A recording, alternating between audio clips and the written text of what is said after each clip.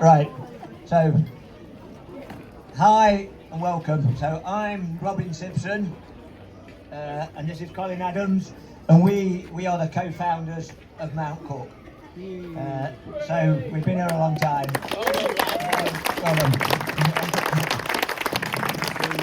So a very warm Mount Cook welcome to everyone, and thanks for joining us to celebrate 10 years of activity and adventure at Mount Cook. And it's great to see so many people here, especially so many people who've been with us along the way on the journey, including my dog friend here. I'm going to throw a few lyrics in here, so you might need to know Bruce Springsteen, but listen out for them if you do. So, what is Mount Cook? So Mount Cook is all about getting people outdoors. Our mission, it's windy. Our mission is to provide access to the outdoors and outdoor activities for all, which is really important, especially young people and those who might not otherwise have the opportunity. It's a not-for-profit organisation. That means everything goes back into that mission. Our journey started in late 2013. The idea for Mount Cook was triggered when I was out walking with my great friend Andy Lever, and we bumped into Colin's daughter Jackie. Where's Jackie? Down here, outside Grabback Youth Hostel, where she was working at the time, and Grabback was for sale. This was a trigger. In my own life, I benefited massively from being outdoors with the Scout Association, Youth Hostel Association, and I like the idea of giving something back by just opening a little hostel for a few people. Didn't quite work like that. So I shared this idea late one night in a Belgian bar on our booze cruise with Colin. Joe's bar, I think, was it, in Antwerp. And that was the spark. And you all know you can't start a fire without a spark. So I wrote the mission statement in January 2014 at Mount Cook in New Zealand, hence the name. I came back, Cole said he was in, and the fire was lit. From this point, me and Cole, we were working on a dream, a vision. We had a very brief business plan. We'd never worked in the outdoor sector before, but we did have a mission and passion. Excuse me a moment, turn that over for me.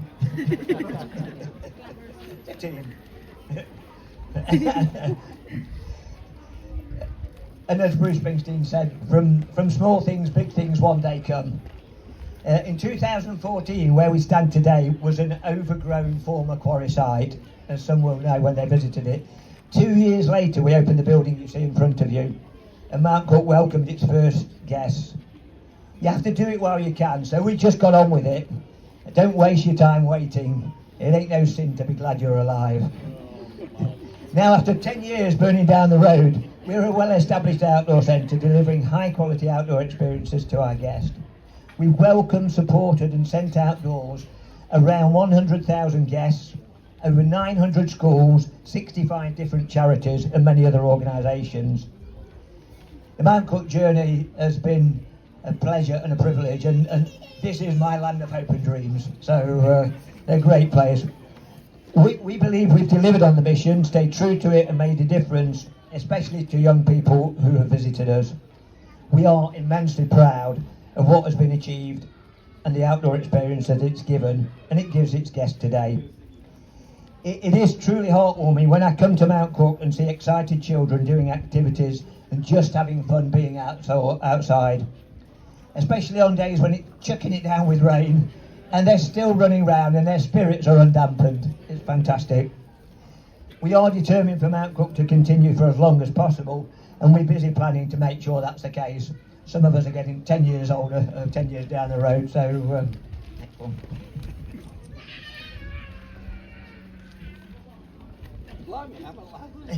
Not much more, guys, honest. So, while me and Cole were the fire starters, there are many people who've got us where we are today, so this is the thanks bit. Mount Cook is all about people, and we've been wonderfully supported by people on our journey. So here are some massive thank yous. Thank you to those who made it possible. They took a leap of faith There will be no Mount Cook without the support, trust and generosity of my great friends. Andy Lever, Andy. Thank you. Peter George.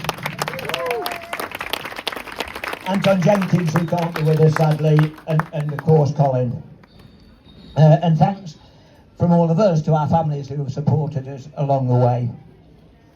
To those who made it happen, we stood on a site where there was nothing here, and then there was a building. And while there were lots of builders in all of that, there was only one person who made it happen, and that's Colin. And Colin made everything happen. So, Colin, well done and thanks. Well done, fantastic.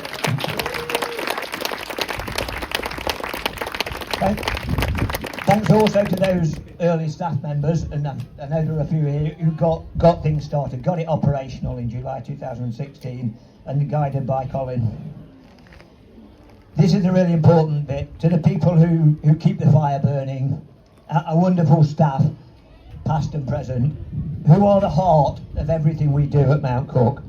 And they're led and guided by our excellent captain of our ship, and I can't see him, where's Steve? The captain of our ship. It's a very old song as well, that one.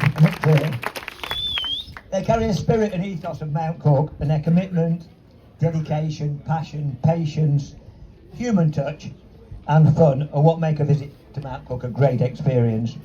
Nearly done. To all our guests for coming to Mount Cook, bringing life to the place and having a good time, and for being so supportive. And last but not least, all the people and organisations who worked with us and helped us along our way since we first started. We are truly grateful for all the support we received. Thank you for all coming, and just help us celebrate. Over to Colin. Part 2. We had 30 minutes for this presentation. Rob's speech was 27 of those minutes, so this is necessarily going to be brief. There is going to be elements of audience participation.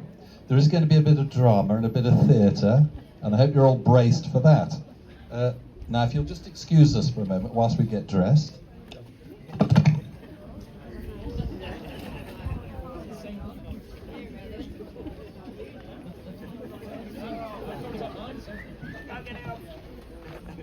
Okay, give the girls a spin. You've all seen Full Monty, right?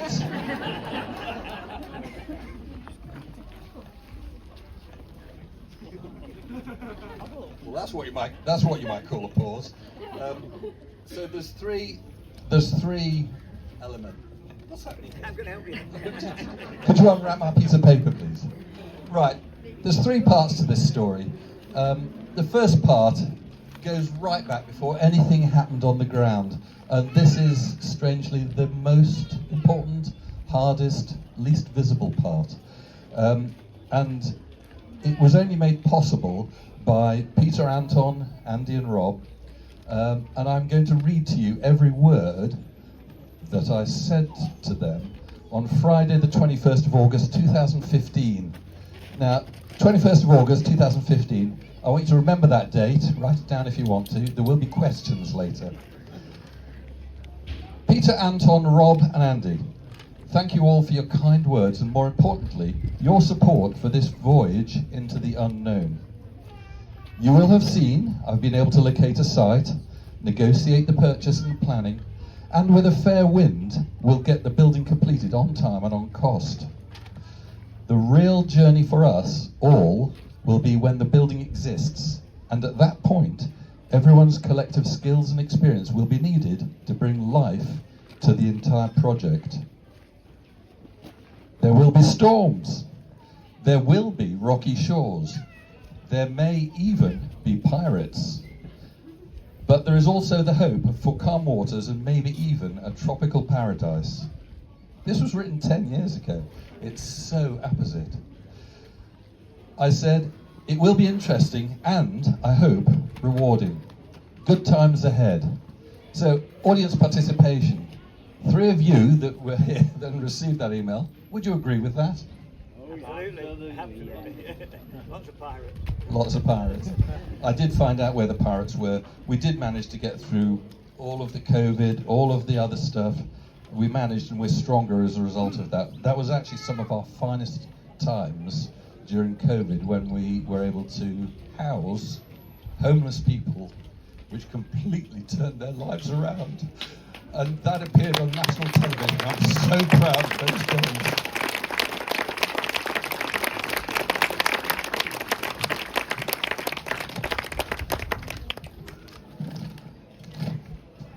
Okay, lighten up a bit.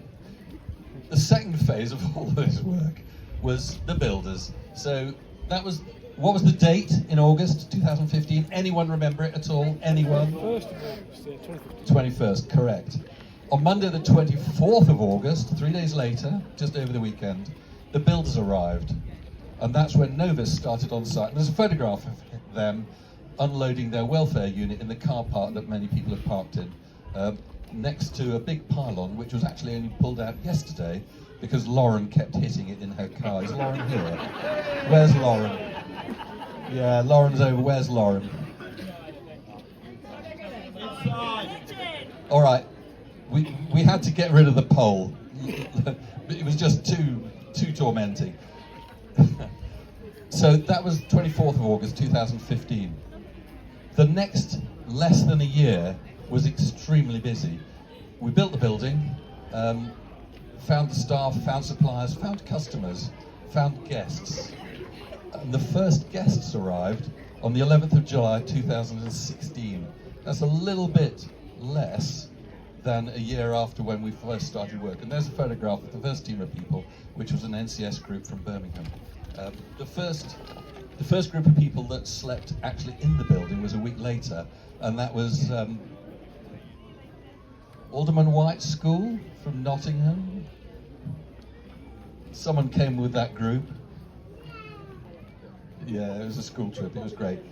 And it was at that point when the NCS crowd had left and I was speaking to the Mount Cook team, I realised, although it had taken an effort to get from a pub in Antwerp through the finance, the planning, the building and all the rest of it, that counted for nothing without the staff, the people who made everything possible.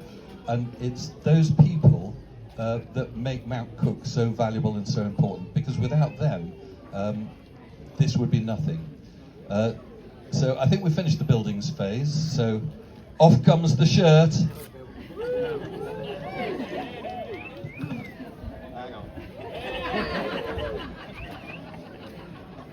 All right, that's enough. Don't want getting people too excited.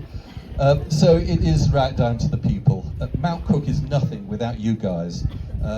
You were there right at the beginning. Some of you knew far more about how to do what you're doing than I had. I didn't have a clue. Rob didn't have a clue, but we knew that we could find people who would show us and tell us. And Matt is here, thank goodness. He was here right at the beginning. Mary is here, thank goodness. She was here right at the beginning. And there's a few people dotted around the crowd who've come, have supported us. You know, Mick from, I can't remember the name of his company, but all of the IT stuff that came along. Is Mick around? He's somewhere here. Karen came along and took over all the money from me because, oh, there's Karen over there. So there's some people here that have been here a very long time.